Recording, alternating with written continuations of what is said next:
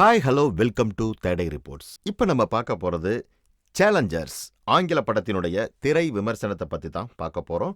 இந்த திரைப்படம் ஏப்ரல் 26 அன்னைக்கு தியேட்டரில் ரிலீஸ் ஆயிருக்குங்க. இந்த படத்தை டைரக்ட் பண்ணியிருக்கிறது லூகா கிடாட்குனோ. இந்த படத்தில் யாரெல்லாம் நடிச்சிருக்கிறாங்க அப்படின்னு பார்த்தோம்னா, ஜென்டேஸ் எஸ் தசி டொன்கானா நடிச்சிருக்கிறாங்க, ஜோசோ கார்னர் எஸ் பேட்ரிக் ஜுவிங்காவும், மைக் ஃபெய்ஸ் எஸ் ஆர்ட் டொனால்ட்சனாவும் நடிச்சிருக்கிறாங்க. வாங்க இப்போ இந்த படத்தினுடைய கதை எப்படி இருக்குன்னு பார்க்கலாம்.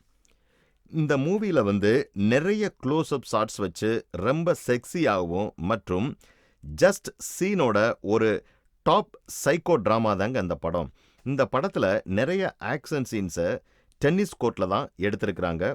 இந்த படம் வெறும் டென்னிஸ் ஸ்போர்ட்ஸை பற்றினது மட்டும் கிடையாது. இதில் ஃப்ரெண்ட்ஷிப், லவ் மற்றும் காம்படிஷன் அப்படின்னு எல்லா ஆஸ்பெக்ட்ஸும் இந்த படத்தில் இருக்குது. இந்த படத்தினுடைய மியூசிக் ஸ்கோர் பண்ணியிருக்கிறது ட்ரெண்ட் ரேஸ்னார் அண்ட் ஆட்டிகஸ் ரோஸ். மற்றும் இவங்க 2 பேருமே ரொம்ப நல்லா சிறப்பாக பண்ணியிருக்கிறாங்கன்னு சொல்லலாம். நீங்கள் எக்ஸ்பெக்ட் பண்ண எல்லாத்தையும் இல்லை அப்படின்னாலும் ஓரளவுக்கு இந்த படம் ஓகே டைப்பில் தாங்க இருக்குது. இந்த படத்தை டைரக்ட் பண்ணியிருக்கிறது லூகா கிடாட்குனோ. இவர் ஆல்ரெடி அவருடைய ப்ரீவியஸ் படத்தில் பார்த்தோன்னா திமோத்தி சால்மெட் ஒரு பீச்சில் வச்சு ஒரு மெமரபிள் சீனை எடுத்திருக்கிறாருங்க. இந்த படத்தில் யங் ஆக்ட்ரஸான ஜென்டேஸ் மற்றும் மைக் ஃபெய்ஸ்ட் அண்ட் ஜோசோ கார்னரை நடிச்சிருக்கிறாங்க. ஜென்டேஸ் அண்ட் ஃபெய்ஸ்ட் ஆல்ரெடி பெரிய படங்களில் நடித்த ஃபேமஸான ஆக்ட்ரஸ் தான் சொல்லணும். அதே சமயத்தில் கார்னர் தான் ரொம்ப ஷைன் ஆகிறாருன்னே சொல்லலாம். இவர் இந்த படத்தில் பேட்ரிக் ஜுவிங்ன ஒரு கான்ஃபிடென்ட், சார்மிங் மற்றும் நாட்டியான கேரக்டரை நடிச்சிருக்கிறாரு. இவர் இதுக்கு முன்னாடி க்ரவுன் அப்படின்ற சீரியஸில் பிரின்ஸ் சார்லஸாக நடிச்சிருந்தாரு. இவருடைய ப்ரீவியஸ் ரோலோட கம்பேர் பண்ணும்போது இந்த படத்தில் ரொம்பவே டிஃப்ரெண்ட்டாக நடிச்சிருக்கிறாரு அப்படின்னு தான் நம்ம சொல்லணும். இந்த படத்தினுடைய கதையை ரொம்ப ஷார்ப்பாக என்ஜாய் பண்ணுற மாதிரி எடுத்திருக்கிறாங்க. இதில் broken relationships, personal pride, cheating and சக்ஸஸுக்கு ரொம்ப போராடுறது தான் இந்த படத்தினுடைய மெயின் கதையாக அமைஞ்சிருக்கு. இந்த கதை நியூயார்க் சிட்டியில் இருக்கக்கூடிய நியூ ரோச்செல் டென்னிஸ் கிளப்பில் நடக்கக்கூடிய டென்னிஸ் டோர்னமெண்ட் அப்போ தான் இந்த படத்தினுடைய கதையில் நகர்த்திட்டு கொண்டு போயிருக்காங்க. ஸோ கரண்ட்டில் மேட்ச் நடந்துட்டு இருக்கிறப்ப தான் ஃப்ளாஷ்பேக்ஸாக நமக்கு கதையை சொல்கிறாங்க.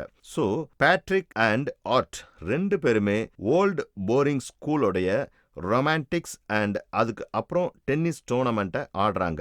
இவங்களுடைய ரிலேஷன்ஷிப் ரொம்ப ப்ராதர்லி அண்ட் ரொம்ப எரோட்டிக் அண்ட் காம்படிட்டிவாக மாறுது. என்னதான் 2 பேருமே ரொம்ப க்ளோஸாக இருந்தாலும் தசி டொன்கன் இவங்களுக்கு நடுவில் வர்றா அப்படிங்கிறது தான் 2 பேருமே எக்ஸ்பெக்ட் பண்ணலைங்க.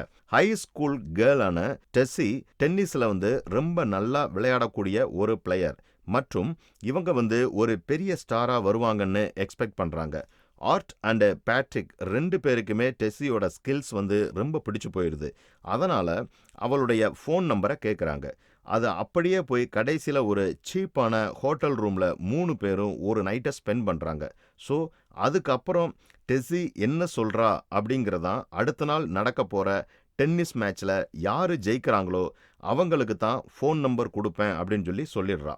அதாவது டெஸ்ஸியை பொறுத்த வரைக்கும் அவளுக்கு ஒரு நல்ல டென்னிஸ் மேட்சை பார்க்கணும் அண்ட் இதை வச்சு அவங்க 2 பேரையுமே என்கரேஜ் பண்ணி கண்ட்ரோல் பண்ண ட்ரை பண்ணுறாங்க. இப்போது ப்ரெசன்ட் டைமில் டெஸ்ஸி அண்ட் ஆர்ட் எப்படி இருக்காங்கன்னு காமிச்சிருக்கிறாங்க. டெஸ்ஸிக்கு அடிபட்டு காலில் ஃப்ராக்சர் ஆயிடுச்சு. அவங்களால இனிமேல் டென்னிஸே விளையாடாத மாதிரி ஆயிடுதுங்க. இவங்களுடைய ஹஸ்பண்ட் ஆர்ட் டென்னிஸை ரொம்ப ஃபேமஸாக ஆயிடுறாரு. இப்போ 2 பேருமே பெரிய பணக்காரங்களாக ஆயிட்டாங்க அண்ட் இப்போ ஒரு பெரிய ஃபேன்சி ஹோட்டலில் தங்கியிருக்காங்க. இப்போது 2 பேருமே ஆஸ்டன் மார்டினோட ஆட்ஸில் நடிக்கிறாங்க. நைட் டைமில் டெஸ்ஸி அவங்க காலுக்கு ஒரு எக்ஸ்பென்சிவ் க்ரீமான அகஸ்டஸ் பார்டரில் போடுறாங்க. அந்தளவுக்கு ரிச் அவங்க.